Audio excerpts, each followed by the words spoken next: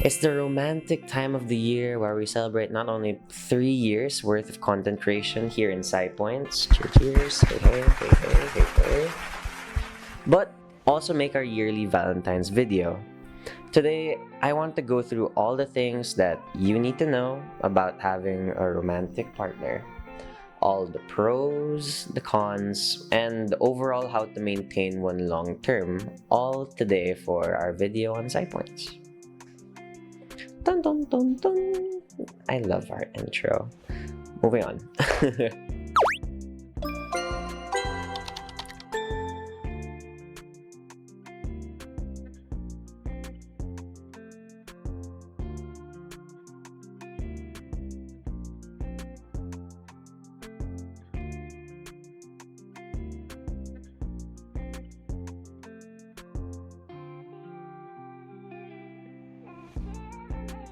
Starting off with all of the pros, because your average PsyPoints member here is in a relationship and that's what we're used to talking about. Sana all! P.S. Our recruitment for this year in PsyPoints is currently ongoing. I highly encourage all of you to participate, attend, and get a recruitment. Who knows what will happen to you? Who knows? Who knows? Maybe something nice.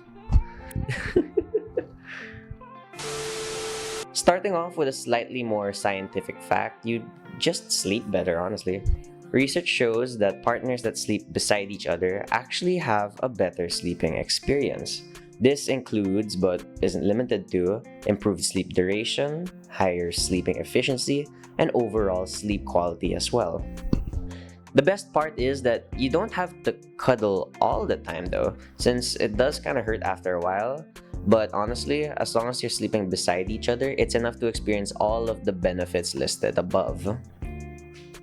You gain new experiences and perspectives. If you're dating someone, that at least means that you share many similarities with one another. But that doesn't mean that you think the same way or do the same things over and over with each other. Being with someone you're comfortable with makes it easier to talk about anything and do things you never thought you would do otherwise. This is more obvious in cases where the couple are from different family backgrounds, for example. First, we have the Santiagos, Camila and Victor. They are traditional, reserved, and, like their daughter, controlling. I wouldn't say I'm controlling. I would say I'm type A. You should write type A there instead of controlling. Vivid example of what we're up against. Now then, on the other side, we have the Peraltas, Karen and Roger. They are perfectly normal, no known flaws. All right, fine, my dad's a selfish drunken slut, and my mom's a flighty weirdo. Oh, this is gonna be a disaster. The psychological need for intimacy in all forms is fulfilled. Something we talk about a lot on this channel is Maslow's hierarchy of needs, and how belongingness, intimacy, and love are essential needs for us human beings to survive. Whether it be physical or emotional intimacy, having a partner that loves and cares for us will help fill up that lonely void inside. Other than love and belonging, this also fulfills the need for safety as we get comfortable with our partner's presence. Psychological needs, as our partner reminds us to get to those needs out of concern, like drinking water. I don't know why so people have such a hard time drinking water. Guys, all of you, please drink water, okay? Can you please stop this water. Stop this video for a bit. Go and get some water if you haven't yet, and then come back, alright? Just do that for me, will ya? There's a plane passing by, so maybe this is the perfect time.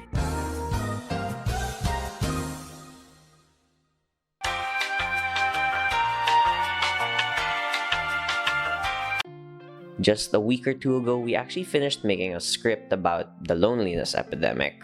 And in summary of that two-parter that we're quite proud of, so we highly recommend you watch it, loneliness is really scary. What it can do to you mentally, and with the world constantly against you, it just builds up more and more. It's just nice to have someone consistently with you, making sure you're okay, staying with you in your darkest times, filling that void. I'm really tired. Do you want to sleep? We can keep Skype on. Carry me over to your bed.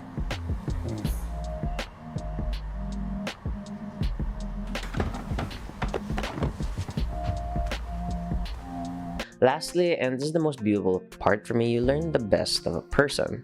When you're with someone, you're opening yourself up to them, and vice versa. You get to see the best of that person as they give their all to become a better person with you and because of you.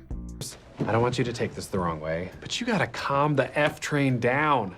You're gonna ace this test. You think that because you love me and love has made you dumb. I disagree. If anything, love has made me smarter. Remember last week when I boiled that egg? That was big. I was really proud of you. Yes. It's a beautiful thing. You learn to love them for it even more. If they're working on themselves, it always feels better becoming better as a team. Maybe it's a good thing that I'm scared of fatherhood. You know, maybe it'll turn me into a friggin' dad genius. But we don't have to start trying right away, right? I mean, I don't know that I'm all the way there yet. No, of course not. Whenever we're both ready. How do you know when that is? I guess we'll just have to have another one of these really fun, casual conversations. Cool. Love that. Can't wait.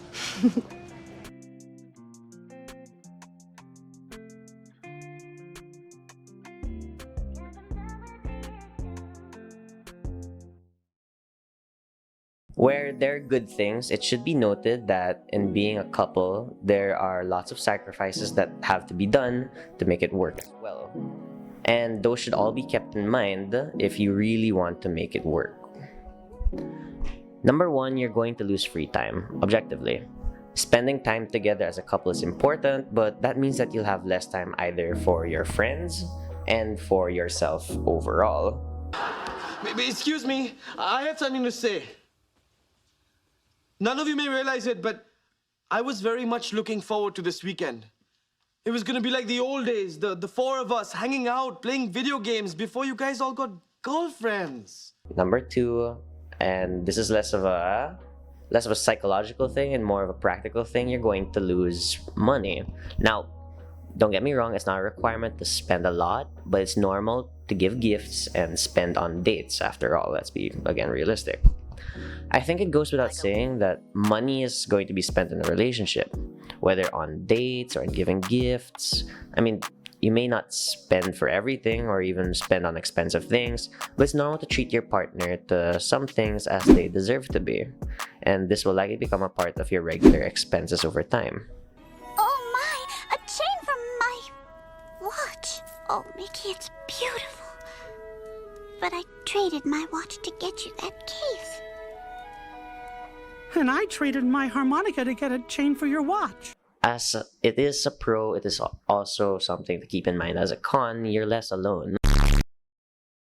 Now, this is only really a downside if you're incredibly introverted and value your alone time overall, but everyone does need some alone time to some degree. You're effectively sacrificing a portion of what could have been your alone time by entering a relationship, because even when you're not physically together, you're probably interacting together online or on the phone, etc. Being with someone, spending time with them, doesn't mean only seeing their wonderful sides, but also other aspects to their personality that you might not necessarily like. This is simply a reality of being close to someone and getting to know them. As you get to know their best, you also get to know their worst. The important thing to remember here is that relationships need understanding and compromise. It's a two-way street in which both parties have to work together to make things work.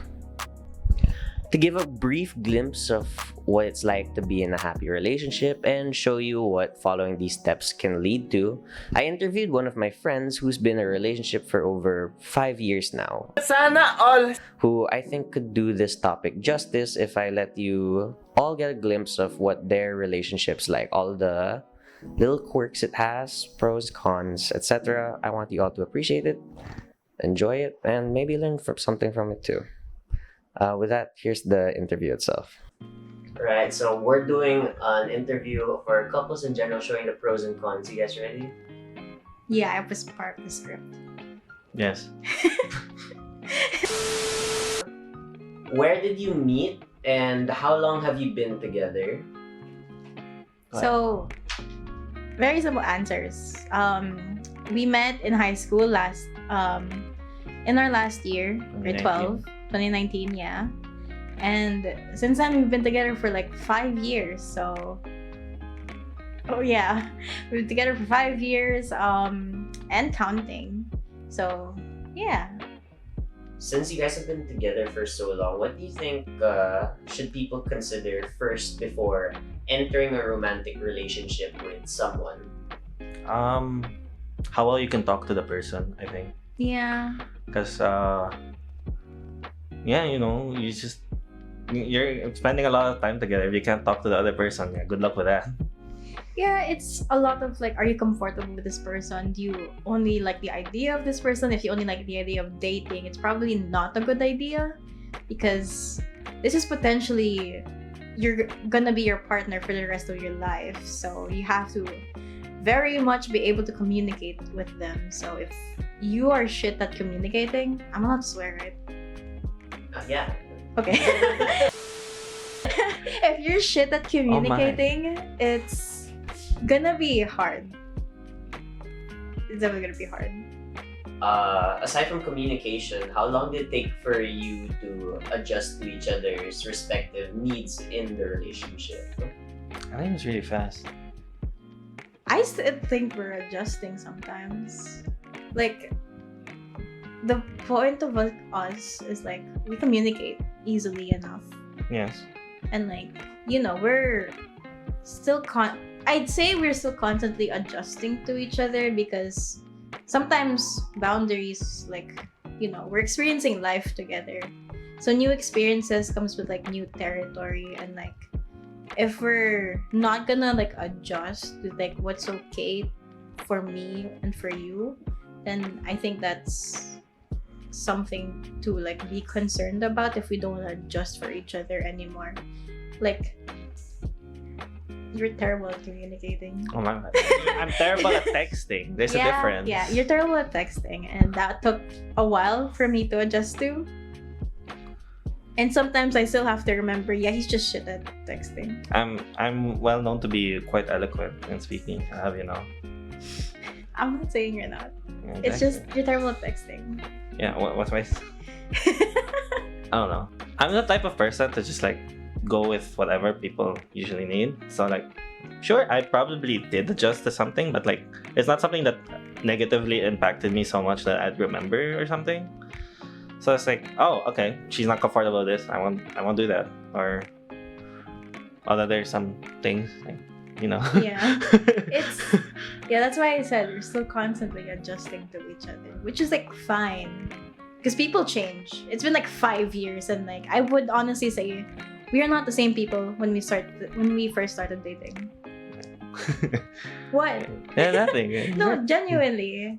No, I'm less unhinged. You're more unhinged now. Just That's saying. the difference. Yeah. Yeah, exactly. You guys made each other stronger. Oh wow. Stupider, maybe. What made you decide that adjusting for each other this way was worth it in the first place? Because there's a very big adjustment period. I know you guys are your first last time I checked as well. Yeah. I thought it was just fun. Like, spending time with her is fun. So okay, I don't mind doing things differently. So yeah, it's not like suddenly she's gonna ask me to write with my left hand when I'm right-handed or something. It's nothing crazy like that. It's just,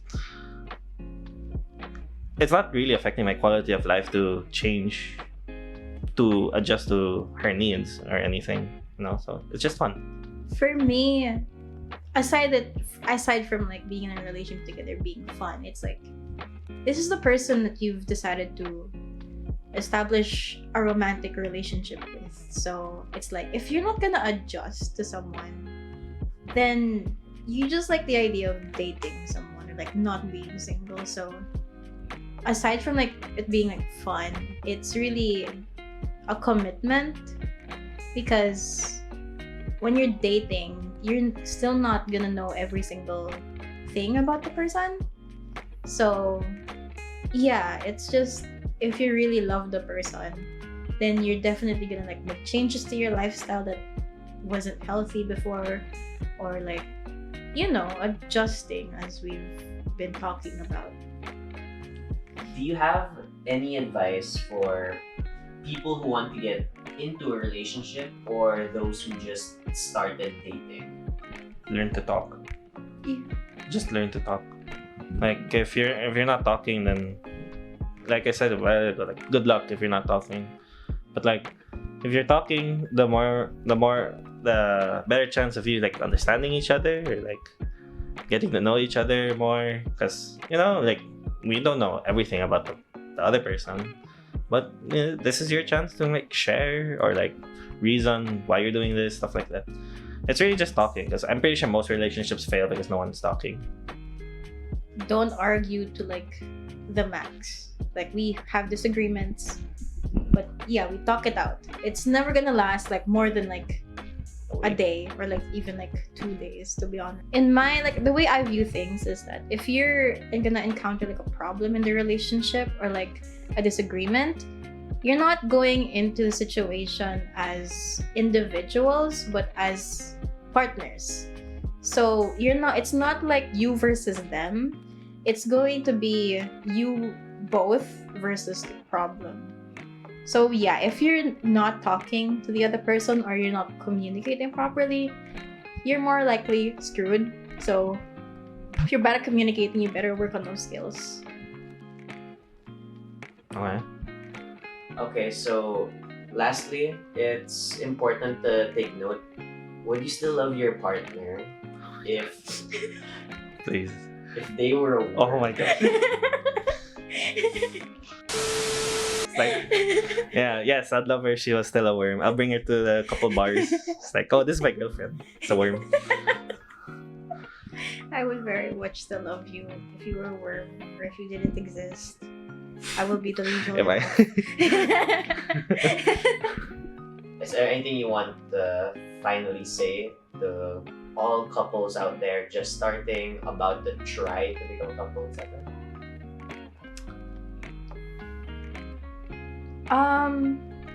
Do shit together. Do things together. Even the most mundane things, just do it together. It's, yeah. You're gonna have fun, and if you do not have fun doing the most mundane things ever, it's gonna be kind of like sad if you don't, because yeah, I keep saying this is potentially the person you're gonna spend the rest of your life with. So take it. I forgot his name, but like the dude from Everything Everywhere All at Once. If you would prefer to do like taxes and like laundry with each other, then that's a great sign of a relationship. I don't want to do taxes at all. Like, I was learning about that in school, but whatever, it's fine. We have to eventually. For legal reasons, that's a joke. For legal reasons, that's a joke. Any advice? I don't know, man. Just good luck. Just do whatever. If shit doesn't stick, then it doesn't. If it does, then that's great. I think both of you are going to be quite helpful in the discussion of many relationships that watch this video. Right. With that, that's the end of our interview. Thank you guys so much for giving us your time. We really appreciate it. No problem. Aren't my friends just the sweetest little couple out there? Well, I hope you're able to learn from them to some degree all the positives and negatives that being in a romantic relationship can give. It's a beautiful thing being able to connect with someone in a deeper level, and I hope that all of you in some way, whether it be a romantic partner or family or friends, you have someone like that you connect to, that you appreciate in your life, and you tell them that you love them. With that, happy Valentine's Day to all of you. I hope you all have great days ahead, a great Valentine's coming, and you tell the people that you hold near and dear to you that you love them, alright? Take care of yourselves, and I hope you'll have a great day ahead.